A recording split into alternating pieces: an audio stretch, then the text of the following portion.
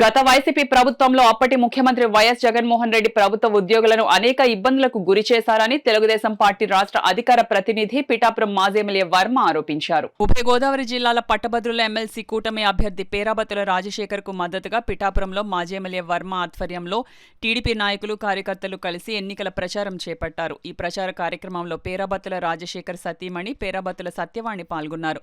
ముందుగా పిఠాపురం మున్సిపల్ కార్యాలయంలో ప్రచారం చేపట్టారు. అక్కడి ఉద్యోగులను పట్టభద్రులను కలిసి పేరాబత్తుల రాజశేఖర్ కు మొదటి ప్రాధాన్యత ఓటు వేయాలని విజ్ఞప్తి చేశారు.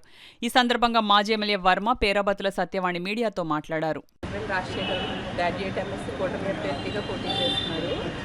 పిఠాపురం వర్మ గారితో కలిసి ఓటు రిక్వెస్ట్ చేయడానికి ఫ్యామిలీ మెంబర్స్ అందరూ వచ్చాము. రాజశేఖర్ గారికి ఫిబ్రవరి 27న ఫస్ట్ ప్రియారిటీ ఓటు వేసి గెలిపించాలని రిక్వెస్ట్ చేయడానికి వచ్చాము. అందరూ ఫస్ట్ ప్రియారిటీ ఓటు వేసి రాజశేఖర్ గారిని గెలిపించాము. రాజశేఖర్ గారిని గెలిపిస్తామని చెప్పి తెలియజేయడం జరిగింది. ఏంచేదంటే ఈ ప్రభుత్వం గెలవడానికి కారణం ఈ రాష్ట్రంలో ఎంప్లాయీస్ అందరూ కూడా సపోర్ట్ చేశారు.